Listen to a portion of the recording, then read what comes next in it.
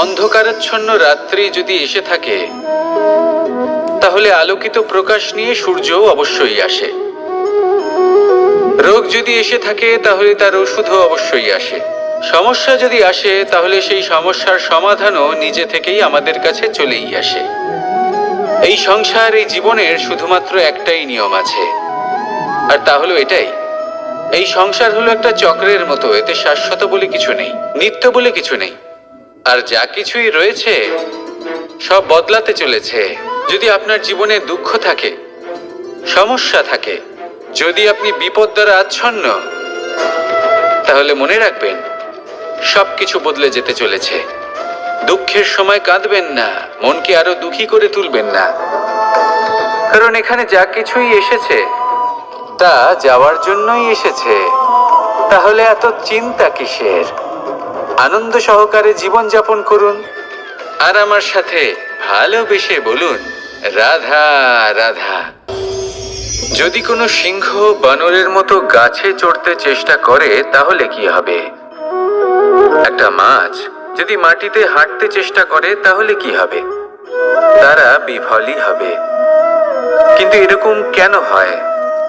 তার কারণ হলো প্রকৃতির রচনা কিছুটা এরকম। এখানে প্রত্যেকটি ব্যক্তিকে, প্রত্যেকটি প্রাণীকে আলাদা আলাদা গুণের অধিকারী করা হয়েছে এবং সকলকে একটা সীমাও প্রদান করা হয়েছে। এবার এই যে বৃক্ষ, পশু, পাখি, এদের মধ্যে সেই ক্ষমতাই নেই যে এরা নিজেদের যাচাই করতে পারবে, নিজেদের সীমাগুলো বুঝতে পারবে, নিজেদের সদ্গুণগুলো চিনতে পারবে। এরা সেটা করতে পারবে না। কিন্তু মানুষ তো আলাদা। মানুষের কাছে সেই বিশেষ শক্তি আছে যে তারা পূর্ণরূপে নিজেদের যাচাই করতে পারবে, নিজেকে পূর্ণরূপে বুঝতে পারবে, নিজের দোষ, নিজের অপগুণ, নিজের সদ্গুণ, নিজেদের সীমাগুলো তারা বুঝতে পারবে। আর এটা অত্যন্ত গুরুত্বপূর্ণ। কথায় আছে যে যদি সাফল্য লাভ করতে হয় তাহলে নিজেকে যাচাই করে নিতে হবে। তাই নিজেকে যাচাই করুন, নিজের সাথে পরিচিত হয়ে যান এবং জীবনে কর্ম করতে থাকুন। সাফল্যের শিখরে অবশ্যই পৌঁছে যাবেন। আর ওখানে যদি যান তাহলে এই মন প্রসন্ন হয়ে অবশ্যই বলবে রাধা রাধা। বনের মধ্যে যদি আপনি কোনো বিষাক্ত সাপ দেখেন তাহলে কি করবেন? আপনি তখনই তার থেকে দূরে পালাতে চেষ্টা করবেন। আর এটা কেন করবেন? নিজের রক্ষার্থে।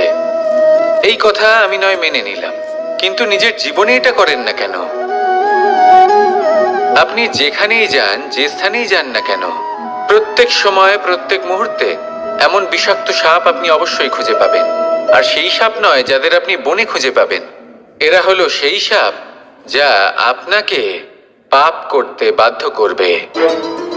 আপনার অন্তরের বাসনা, ক্রোধ, অহংকার, লোভ, ঈর্ষা, এদের বৃদ্ধি ঘটাবে। দেখুন, বনের এই সাপ আপনাকে একবার ছেড়ে দিতেও পারে, ছোবল নাও মারতে পারে, কিন্তু এই যে পাপরূপী সাপ আছে তা অবশ্যই ছোবল মারবে। কর্ম যদি করেন তাহলে অবশ্যই ফল পাবেন। সেই জন্য যখনই কোথাও যাবেন, যদি এমন কাউকে দেখেন, যদি এমন কিছু দেখেন যে আপনাকে পাপ করতে বাধ্য করছে, তাহলে সেই মুহূর্তে সেখান থেকে পালিয়ে যান। যেমন বনের সাপ দেখে আপনি পালাতে থাকেন। সৎকর্মের রক্ষা অত্যন্ত আবশ্যক। আসুন আর আমার সাথে ভালোবেসে বলুন রাধা রাধা। মনুষ্য জীবনের সব থেকে বেশি গুরুত্বপূর্ণ বিষয় হলো মনের একাগ্রতা। এই সংসারের যে কটি মহান কার্য সম্পাদন হয়েছে তা হলো মনের এই একাগ্রতার একমাত্র ফল। আপনি অবশ্যই দেখে থাকবেন, অনেক ছোট বড় নদী যা বয়ে চলে তাদের সামনে একটা বাঁধ নির্মাণ করা হয় সেই সব নদীর জল সঞ্চয় করতে। বাঁধ হয়ে গেলে প্রয়োজন মতো বা মনের ইচ্ছে মতো তাকে ব্যবহার করা সম্ভব। এবার এটাই আমাদের মনের সাথেও সম্ভব। আমাদের মনের একাগ্রতা আজকের দিনে দাঁড়িয়ে বিভিন্ন ধরনের বিকার, ক্রীড়া এবং ভোগের মধ্যে ভাগ হয়ে গেছে। একে একত্রিত করতে হবে, একটা বাঁধ নির্মাণ করতে হবে, কর্মের বাঁধ। আপনাকে শুধু এটাই করতে হবে, যেটা উচিত কর্ম সেটাই করুন, যেটা অনুচিত কর্ম সেটা করা থেকে নিজেকে বিরত রাখুন। ব্যাস, এই কাজটাই আপনি করতে থাকুন, মনের মধ্যে একাগ্রতার বাঁধ নির্মাণ করুন। আর একবার যদি তা নির্মাণ হয়ে যায়, তাহলে যখন চাইবেন, যেখানে চাইবেন, যতটা চাইবেন, একাগ্রতা প্রয়োগ করতে পারবেন। আর একবার যদি আপনি এটা শিখে যান, তাহলে এই সংসারকে বদলে ফেলার মতো কাজ আপনি করতে পারবেন, সমাজকে শোধরাবার মতো কাজ করতে পারবেন। তাহলে এই মনকে একাগ্র করুন আর আমার সাথে ভালোবেসে বলুন, রাধা রাধা।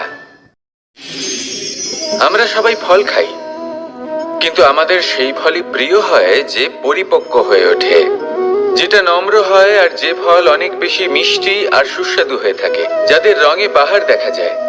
সেইভাবে জীবনে আমরা নানান মানুষের সাথে পরিচিত হই, কিন্তু সেই মানুষই আমাদের মন ছুঁয়ে যায় যারা বিনম্র স্বভাবের, যাদের বাণী খুব মধুর, যাদের অন্তরে আত্মবিশ্বাসের একটা তেজ, একটা রং দেখা যায়। এবার এমন ব্যক্তি আমরা কি করে হব? ঠিক সেইভাবেই যেমন একটা ফল রোদ, বর্ষা, শীত, বায়ু এই সকল সংকটময় পরিস্থিতির সম্মুখীন হয়ে পরিপক্ক হয়ে ওঠে, সেইভাবেই মানুষ সংকটময় পরিস্থিতির সম্মুখীন হয়ে পরিপক্ক হয়ে ওঠেন। যদি এই সংকটের সম্মুখীন হন, তাহলে অভিজ্ঞ হবেন, আর এই অভিজ্ঞতাই শিক্ষা দিয়ে যাবে। এই অভিজ্ঞতা আমাদের শিখিয়ে দেয় যে আমাদের বিনম্র থাকতে হবে। অহংকার করে কোনো লাভ নেই। মধুর বাণীর যে কি মূল্য তা আমরা শিখতে পারি। এই অভিজ্ঞতাই আমাদের বুঝিয়ে দেয় যে উচিত অনুচিত কোনটা, আমাদের দৃষ্টিভঙ্গি তৈরি করে, আর এই দৃষ্টিভঙ্গি দ্বারা আত্মবিশ্বাস জাগ্রত হয়। সেই জন্য জীবনে কখনো বিপদ থেকে দূরে পালাবেন না, সেগুলোর সম্মুখীন হন, অভিজ্ঞতা লাভ করুন, তার থেকে শিক্ষা লাভ করুন, এইভাবেই পরিপক্ক হবেন। আসুন আমার সাথে ভালোবেসে বলুন, রাধা রাধা। ধন সঞ্চয় করা সম্ভব, আর সেই জন্য ধন সব থেকে বেশি মূল্যবান সম্পত্তি নয়। এবার আপনি বলবেন, এ আমি কি বলছি? এই ধন খুব মূল্যবান, আমরা সকলে অর্জন করতে ব্যস্ত। সেটা এই কারণে, কারণ আপনারা জানেন না এই সংসারের সব থেকে বেশি মূল্যবান সম্পত্তি কি। এ হলো সেই সম্পত্তি যা কখনো সঞ্চয় করা সম্ভব নয়। আপনার কাছে যতই ধন থাকুক, তা দিয়ে আপনি স্বাস্থ্য লাভ করতে পারেন, বাড়ি কিনতে পারেন, আদি ইত্যাদি, কিন্তু আপনি যতই ধনী হন না কেন, ফেলে আসা দিনের একটা মুহূর্ত আপনি লাভ করতে পারবেন না। এই একটা মুহূর্ত, এই সময়, এটাই হলো সংসারের সব থেকে মূল্যবান সম্পত্তি। একবার চলে গেলে তা কখনোই ফিরে আসে না। আর এই মুহূর্ত যতই চলে যাক না কেন, আমরা স্মৃতির মাধ্যমে সেগুলি যাপন করতে পারি, তার আনন্দ উপভোগ করতে পারি। আর যার সাথে আমরা সময় অতিবাহিত করেছি, তার স্মৃতিতে আমরা চিরকাল জীবিত থাকতে পারি। সেই জন্য সময় সব থেকে মূল্যবান সম্পত্তি, তাকে এইভাবে নষ্ট করবেন না। প্রত্যেকটা মুহূর্ত উপভোগ করুন, আনন্দ করুন, আর ভালোবেসে বলুন, রাধা রাধা। কনক, কি সুন্দর একটা শব্দ। এর অনেকগুলো রূপ রয়েছে, অনেকগুলো অর্থও রয়েছে। প্রথম অর্থ হলো স্বর্ণ, অর্থাৎ সম্পত্তি। দ্বিতীয় অর্থ ধুতুরা, অর্থাৎ গাছের ছোট একটা বীজ, যা কিনা অত্যন্ত শক্তিশালী হয়। যদি বেশি মাত্রায় এর প্রয়োগ করা হয়, তাহলে এটা বিষময় হয়ে উঠতে পারে। এই হলো সেই ধুতুরা, যার প্রয়োগ মহাদেবের পুজোতে করা হয়। এবার প্রশ্ন হলো এটাই যে এই স্বর্ণ এবং এই ধুতুরার মধ্যে মিল কি রয়েছে? মিল হলো এটাই যে এই দুটোই মানুষকে মত্ত করে তোলে। ধুতুরা মানুষকে তখন মত্ত করে যখন তাকে সেবন করা হয়, কিন্তু স্বর্ণ, ধন, সম্পত্তি, মানুষ এটা যতটাই অর্জন করে নেয় সেটাই যথেষ্ট। এই স্বর্ণ মানুষের ভাবনা চিন্তা করার ক্ষমতাকে বশ করে ফেলে।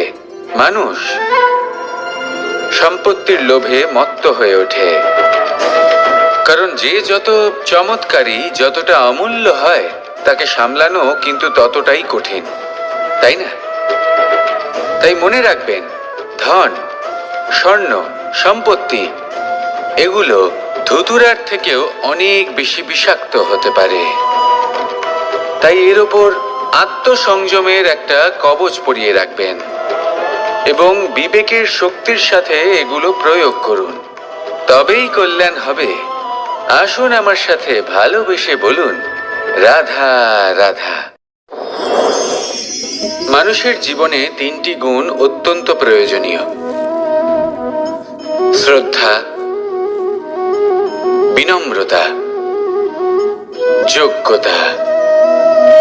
যদি জ্ঞান লাভ করতে চান তাহলে শ্রদ্ধার প্রয়োজন, যদি মান লাভ করতে চান তাহলে স্বভাবে বিনম্র হওয়া প্রয়োজন, আর যদি মনোবাঞ্ছিত স্থান লাভ করতে চান তাহলে যোগ্যতার প্রয়োজন। বিষয়টা সহজ। শ্রদ্ধা আপনাকে জ্ঞান দেবে, নম্রতা আপনাকে মান, আর যোগ্যতা উচিত স্থান দেবে। কিন্তু যদি আপনি এই তিনটি গুণ সম্মিলিত করেন তাহলে এমন কিছু লাভ করবেন যা এই সব কিছুর থেকে অনেক ঊর্ধ্বে। সম্মান। আর এ হলো সেই সম্মান যা প্রত্যেক মানুষের নিজের জীবনে লাভ করতে চেষ্টা করা উচিত, কারণ এই হলো সেই সম্মান যার কারণে আপনি চলে যাওয়ার পরেও এই সংসার আপনাকে ভালোবাসবে আর মনে রাখবে। আসুন আমার সাথে ভালোবেসে বলুন, রাধা রাধা। জীবনে গতি অত্যন্ত গুরুত্বপূর্ণ, মতিও হলো গুরুত্বপূর্ণ, এবং তার থেকেও বেশি গুরুত্বপূর্ণ হলো সঙ্গতি। একটা জলের ফোঁটা, তার মধ্যে গতি থাকে, প্রকৃতির মধ্যে তা লাভ করার ইচ্ছে নিহিত থাকে, কিন্তু এই যে সঙ্গতি তা নির্ধারিত করে যে এই জলের ফোঁটা ঝিনুকের মুখে পড়ে মুক্তোতে পরিণত হবে নাকি বিষাক্ত সাপের মুখে পড়ে বিষে পরিণত হবে। এবার দেখুন, এই জঞ্জাল স্বর্ণকারের দোকানের সামনেও থাকে এবং জঞ্জাল একজন ব্যবসাদারের দোকানেও থাকে, কিন্তু জঞ্জাল যা স্বর্ণকারের দোকানে থাকে তা ব্যবসাদারের দোকানের জঞ্জালের থেকে অনেক বেশি মূল্যবান, কারণ তার মধ্যে সোনার কণার সঙ্গতি থাকে। সেই জন্য জীবনে সঙ্গতির উপর বিশেষ গুরুত্ব দেবেন।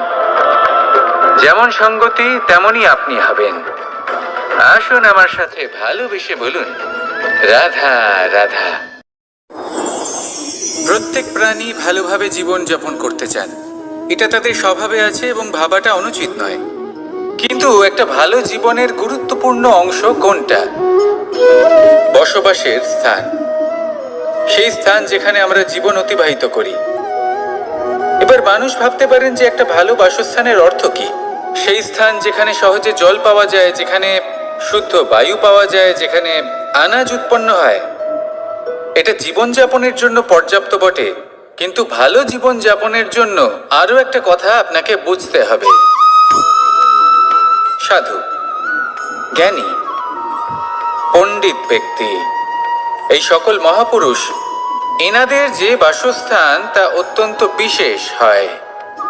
এখানে এক ধরনের বিশেষ ইতিবাচক শক্তি থাকে, এমন একটা স্থান যেখানে দেবতারাও বিচরণ করেন।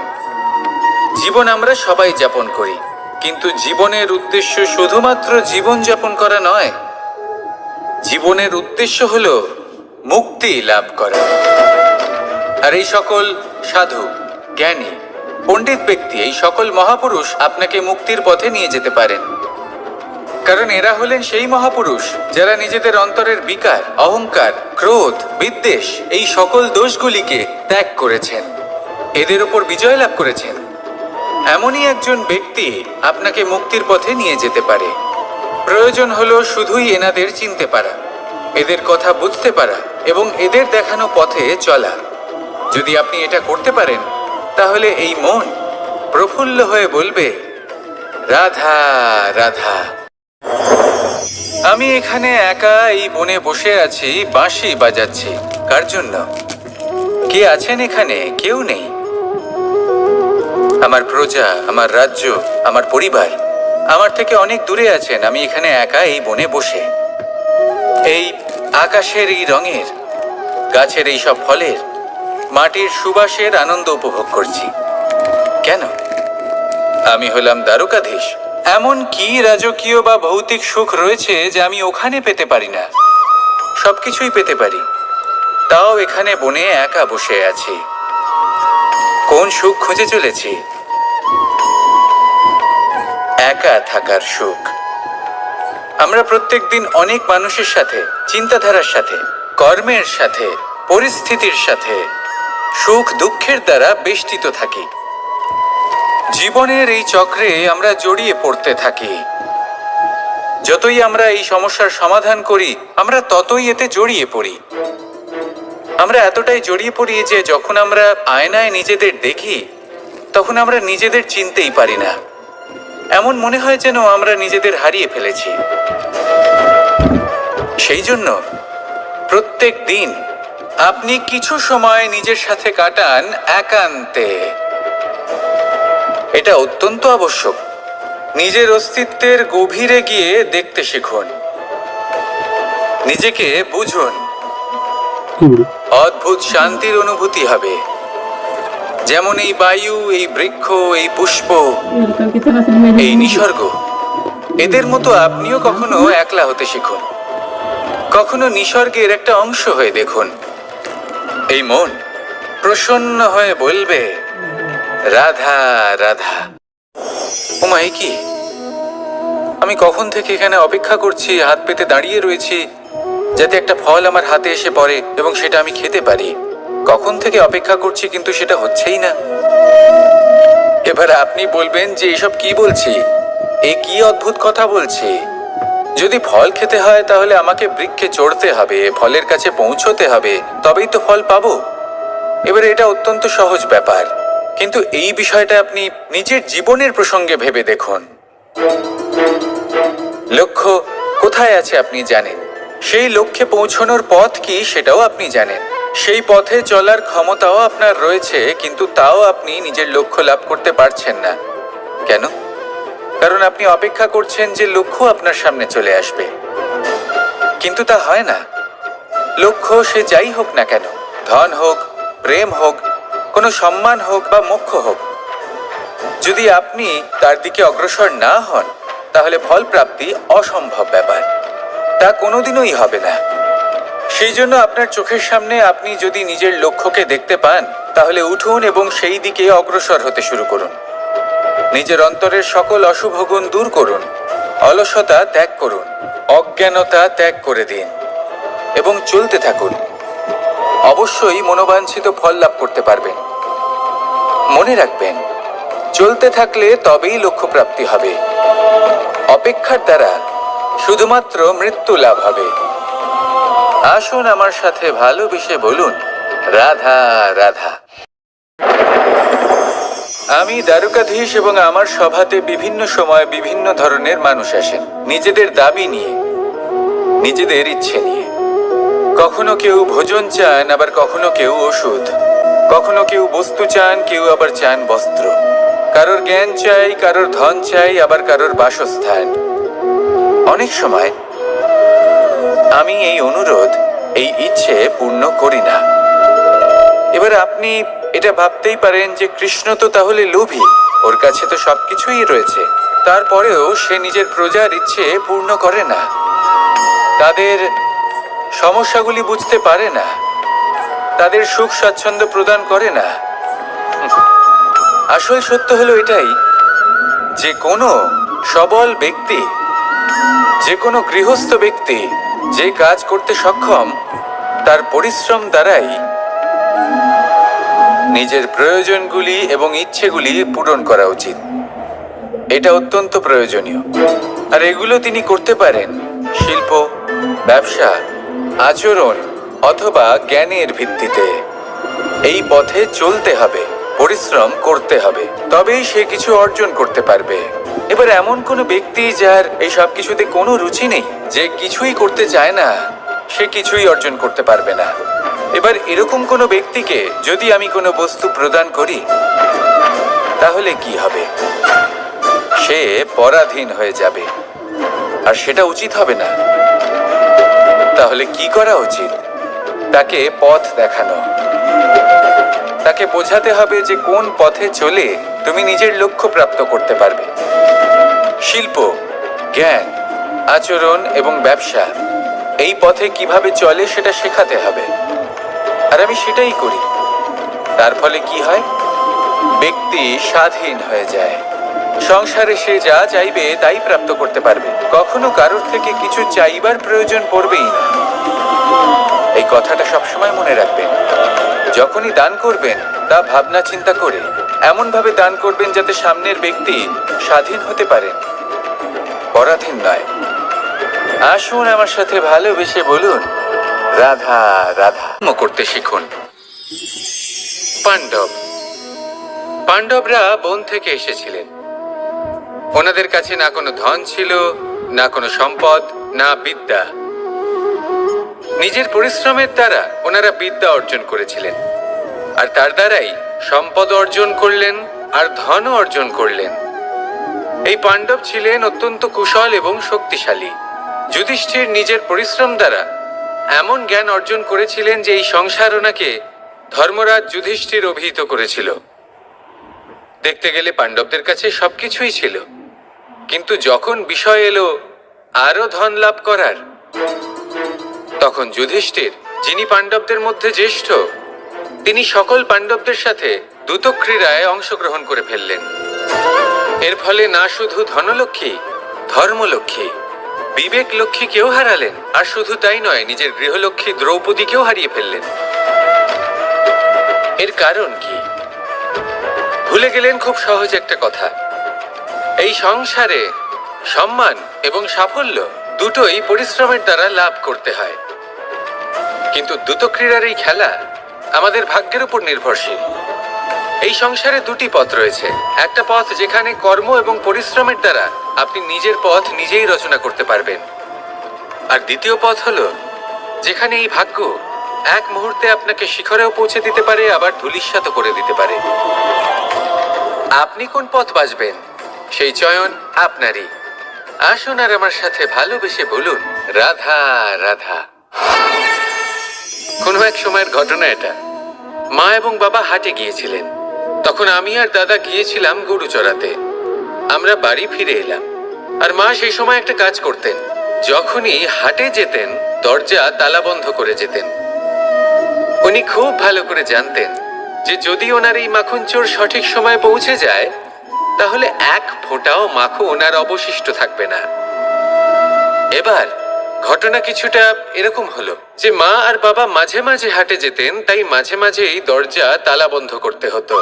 যখন মা আর বাবা ফিরে এলেন তখন বাবা ভুলে গিয়েছিলেন যে এই চাবির গোছা থেকে ঠিক কোন চাবিটা দরজার তালা খোলার জন্য উপযোগী। উনি চেষ্টা করতে শুরু করে দিলেন। একটার পর একটা চাবি দিয়ে উনি চেষ্টা করতে থাকলেন, কিন্তু সেই দরজার তালা তো খুলতেই চাইছিল না। ওনার মাথা থেকে ঘাম পড়তে শুরু করলো। তখন মা বললেন যে তালা ভেঙে দেওয়া যাক। মা চলে গেলেন, আর বাবা বললেন না না দাঁড়াও, আর কিছু চাবি বাকি আছে, এটা হয়তো খুলতে পারবো। মা হাতুড়ি নিয়ে চলে এলেন সেই তালা ভাঙার জন্য, আর তখনই বাবা শেষ চাবিটা প্রয়োগ করলেন আর দরজার তালা খুলে গেল। যদি উনি চেষ্টা না করতেন তাহলে এই তালাটাও ভেঙে যেত আর চাবিটাও নষ্ট হয়ে যেত, ঠিক কিনা? এবার এই ঘটনাটা আমি দেখেছিলাম, আর আমার মনে হলো যে কখনো কখনো এই চাবির গোছার মধ্যে থেকে শেষ চাবিটাও কিন্তু জীবনের দরজা খুলে দিতে পারে। সেজন্য আপনি যদি জীবনে সাফল্য লাভ করতে চেষ্টা করেন, নিজের লক্ষ্যে পৌঁছতে চান, তাহলে হার মানবেন না। হয়তো দেখবেন আপনার পরবর্তী প্রচেষ্টা বা এই অন্তিম প্রচেষ্টা আপনাকে সাফল্যের পথে নিয়ে গেল। তাই নিরন্তর প্রচেষ্টা করতে থাকুন, জীবনে সাফল্য লাভ করুন। যজ্ঞের আগুনকে শুভ বলে মনে করা হয়, আর সেখানেই চিতার আগুনকে অশুভ মনে করা হয়। এমনটা কেন হয়? এখানে বিষয়টা হলো লক্ষ্য, বিচার এবং সঙ্গের। যখন আমরা যজ্ঞ করি তখন আমাদের লক্ষ্য কি হয়? পরিবেশকে আরো পবিত্র করে তোলা, ইতিবাচক করে তোলা। আমাদের লক্ষ্য শুভ হয়। তারপরে আসে বিচার। এই পরিস্থিতিতে সেই বিচার হলো অগ্নি। স্ফুলিঙ্গ থেকে তীব্র আকার ধারণ করে সমস্ত কাঠকে পুড়িয়ে দেয় এবং সুগন্ধ ছড়িয়ে দেয়। অর্থাৎ যদি আপনার লক্ষ্য শুভ হয় তাহলে তার নিজেই শুভ বিচারধারাকে আমন্ত্রণ জানায়। এই শুভ বিচার তখনই আসবে যখন আপনার সংকল্প শুভ হবে। অন্যদিকে হলো চিতার আগুন। এর লক্ষ্য কি? একটা দেহকে পরধামে পৌঁছে দেওয়া। সবার শেষে সবকিছু আপনার উপরে নির্ভরশীল যে আপনি কোনটা চয়ন করতে চান। আপনার লক্ষ্য যদি শুভ হয় তাহলে আপনার বিচার এবং সঙ্গতি আর তার পরিণাম সবই শুভ হবে। আসুন আর আমার সাথে ভালোবেসে বলুন, রাধা রাধা। এই সংসারের প্রত্যেক বস্তুর, প্রত্যেক পরিস্থিতির, প্রত্যেক আবেগের দুটি দিক আছে। এর মধ্যে পার্থক্য করা সম্ভব শুধুমাত্র দৃষ্টিভঙ্গির দ্বারা। যদি কোনো ব্যক্তি পর্বত শিখরে দাঁড়িয়ে থাকেন তাহলে উনি এটাই দেখতে পাবেন যে এই জলের ধারা সমুদ্রের দিকে বয়ে চলেছে। আরেক ব্যক্তি যিনি সমুদ্রের কাছে দাঁড়িয়ে আছেন তার এটাই মনে হবে যে এই জলের ধারা সমুদ্রের দিকে আসছে। এখানে বিষয়টা হলো দৃষ্টিভঙ্গির, আর এটাই সময়ের সাথেও হয়ে থাকে। অনেক সময় মানুষ চিন্তিত হয়ে পড়েন, ত্রস্ত হয়ে পড়েন যে তার কাছে হয়তো খুব কম সময় আছে, তাতে তিনি অনেক কিছুই করতে পারবেন না, আর একটু সময় থাকলে খুব ভালো হতো। তিনি এইভাবেও ভাবতে পারেন যে অল্প হলেও সময় বাকি তো রয়েছে, অর্থাৎ যা অবশিষ্ট আছে তাকে সংরক্ষণও করা সম্ভব, তাতে জীবন যাপনও করা সম্ভব। আর এটা নির্ভর করছে আপনার উপর। তাই দৃষ্টিভঙ্গি ইতিবাচক রাখুন। জীবনে দুই ধরনের আবেগ রয়েছে যার কোনো মূল্য নেই। আমার কথার অর্থ এটা নয় যে এদের কোনো গুরুত্ব নেই, গুরুত্ব যথেষ্টই রয়েছে, শুধু এদের জন্য আপনাকে কোনো মূল্য দিতে হয় না। প্রথম আবেগ হলো আনন্দ, প্রসন্নতা। এটা আপনি যে কোনো জায়গায় খুঁজে পেতে পারেন যদি আপনি খুঁজে পেতে চান। আপনি কোনো পুষ্পের সৌন্দর্য দেখে প্রসন্ন হতে পারেন।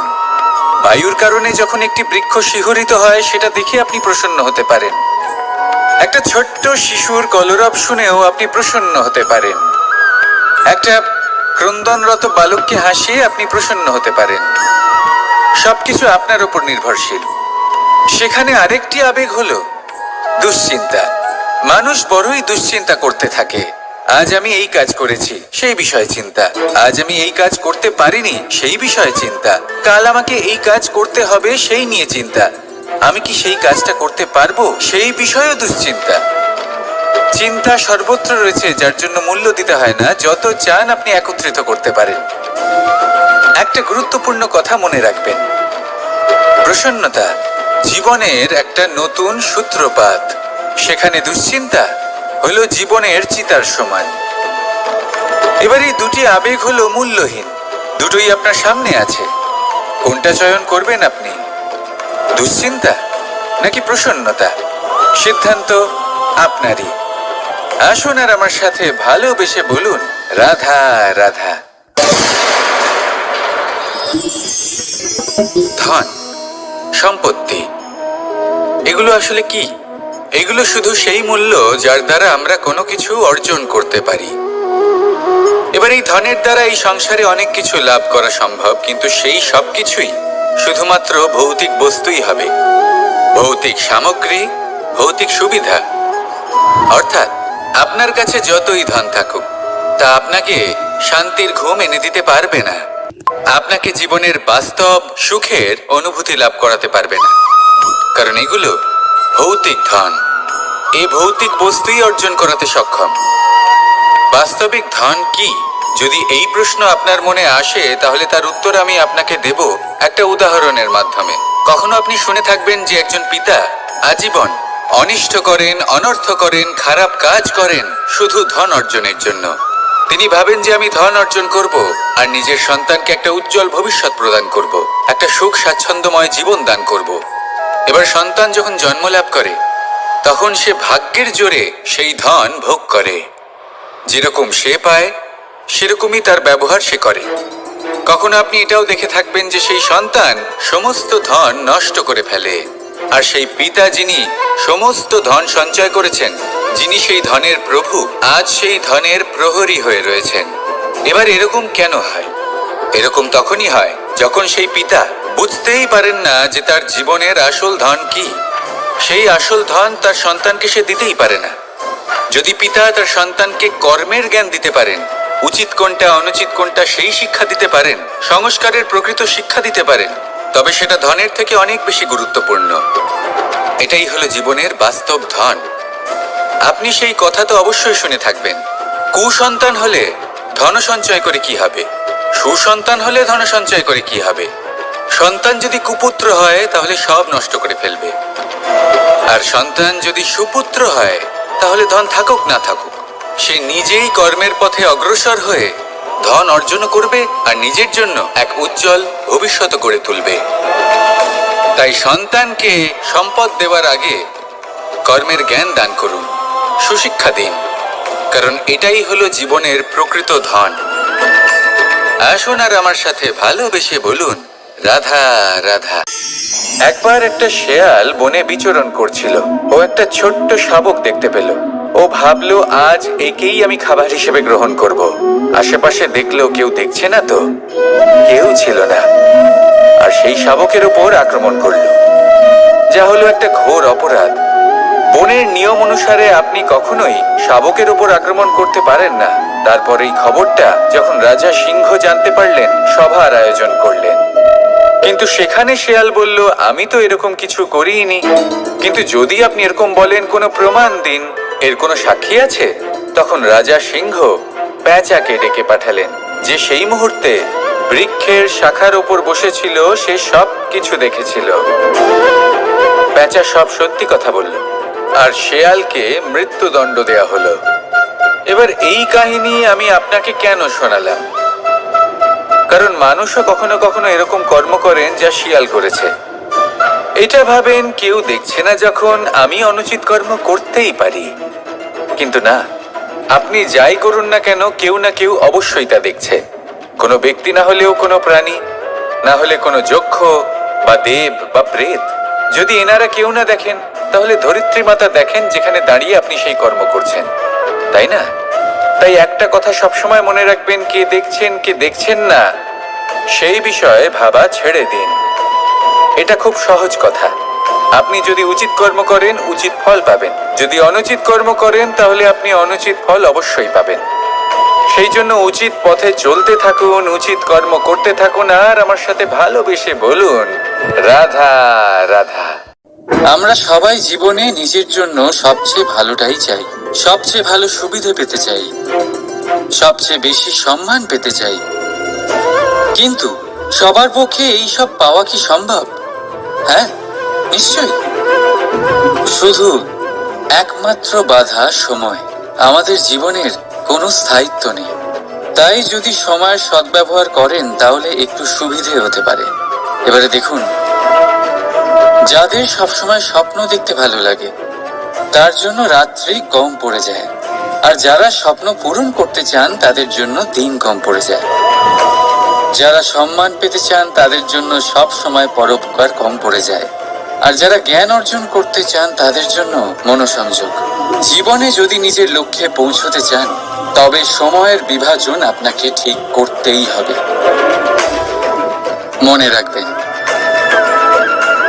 রাধা রাধা। লোকে বলে জীবনে মেলামেশা করা অত্যন্ত আবশ্যক। এতে সম্পর্কের আধারও হয়, আবার ব্যবসাও চলে। কিন্তু সবচেয়ে বেশি গুরুত্বপূর্ণ হলো ব্যবহার। তাই এই বিষয়ে ভাবুন, আপনার জীবনে কি আপনার সাথে মেলামেশা করবে তা নিশ্চিত করে সময়। আপনি আপনার জীবনে কার সাথে মেলামেশা করবেন তা নিশ্চিত করবে আপনার হৃদয়। আপনি যাদের সাথে মিশছেন, তাদের হৃদয়ে আপনি কতক্ষণ থাকবেন তা নিশ্চিত করবে আপনার ব্যবহার। নিজের ব্যবহার ভালো রাখুন, সব ভালোই হবে। রাধা রাধা। এই ফুল দেখতে পাচ্ছেন আপনি? এটা সেই ফুল যার জীবন এই ডালে শুরু হয়েছিল। দর্শকদের চোখে প্রশংসা দেখল সে। মধুর লোভে মৌমাছিরা এলো, আর তারপর ডাল থেকে ভেঙে নিচে পড়ে গেল সে। কেন? নিয়তি এরকম কেন করলো? ভাবুন। কারণ এই ডালেই ফুল হয়ে থাকাটা এই ফুলের জীবনের লক্ষ্য কখনোই ছিল না। এবার এই ফুল হয় দেবতাদের সজ্জায় ব্যবহৃত হবে, নয় কোনো কন্যার গয়নায় গাঁথা হবে। আর নয় কারোর প্রেম প্রদর্শনের মাধ্যম হবে। দেখুন, জীবনে নিজের লক্ষ্যে পৌঁছতে হলে যাত্রাকে ভয় পেলে চলবে না। নিজের অস্তিত্ব তৈরি করতে হলে তাদের ছায়া থেকে আপনাদের দূরে যেতেই হবে যারা আপনাকে অস্তিত্ব প্রদান করেছেন। এটাই জীবনের নিরন্তর সত্য। রাধা রাধা। আমাদের সকলের জীবনে কখনো না কখনো পাথর দ্বারা আঘাত লাগেই, আর এই সংসারও আমাদের ওপরে কখনো না কখনো পাথর বর্ষণ করে, কখনো আমাদের খারাপ ভেবে, আর কখনো আমাদের অসফল ভেবে, কখনো আমাদের বুদ্ধিহীন ভেবে। কারণ অনেক আছে, কিন্তু এই পাথর দ্বারা আমরা আঘাত পাবো কি পাবো না তা সম্পূর্ণ আমাদের হাতে। হয় আপনি এই পাথরের আঘাত পেয়ে চোখের জলে ডুবে থাকতে পারেন, আর নয়তো যদি আপনি চান তাহলে এই পাথর দিয়ে সেতু বানিয়ে সকল সমস্যার সাগর অতিক্রম করতে পারেন। সিদ্ধান্ত আপনার। এই পাথর এ হলো প্রতীক আমাদের নিন্দার, আমাদের আলোচনার। যে এই আলোচনা নাকারাত্মকভাবে দেখবে সে শুধুমাত্র কষ্টই পাবে, আর যে এই আলোচনাকে নিজের বিকাশের আধার বানাবে সেই সাফল্যের চূড়ায় পৌঁছবে। তাই মনে রাখবেন, আলোচনা আপনার শত্রু নয়, আপনার সবচেয়ে বড় মিত্র। রাধা রাধা। মিষ্টি জল সবার পছন্দ, কিন্তু নোনতা জল কেউ পছন্দ করে না। এইবার ভাবার বিষয় হলো মুক্ত, যা সমুদ্রের গহ্বরেই তৈরি হয়। নোনতা জলের মধ্যে থেকেই প্রতি মুহূর্তে অন্য প্রাণীদের থেকে বেঁচে নিজের অস্তিত্বকে বাজি রেখে ঝিনুক মুক্ত প্রদান করে থাকে। কখনো ভেবেছেন কেন? কারণ সংকটের সম্মুখীন না হয়ে, চরম পরিস্থিতির সাথে না জড়িয়ে আপনার কখনোই সুখ প্রাপ্তি হবে না। তাই নির্ভীক হয়ে সংকটের সম্মুখীন হন, আর আমার সাথে ভালোবেসে বলুন, রাধা রাধা। আমরা সকলেই সময়ের গুরুত্ব বুঝি। সময় আমাদের তৈরি করে, আর সময়ই আমাদের নষ্ট করে দেয়। কখনো ভালো সময় আসে, আর কখনো ভীষণ খারাপ সময় আসে। তবে আশ্চর্যের বিষয় এটাই যে সব জেনেও আমরা সময় নষ্ট করি। মনে রাখবেন, সময় শুধু বয়ে যায়, কখনো ফিরে আসে না। তাই ভালো সময় আসার অপেক্ষায় সময় নষ্ট করবেন না। যাই করবেন আজ, এক্ষুনি, এই মুহূর্তে শুরু করুন। তা সেটা কাউকে আনন্দ দেওয়াই হোক, বা নিজেকে বদলানোর চেষ্টা করা হোক, যাই হোক না কেন, বিলম্ব করবেন না।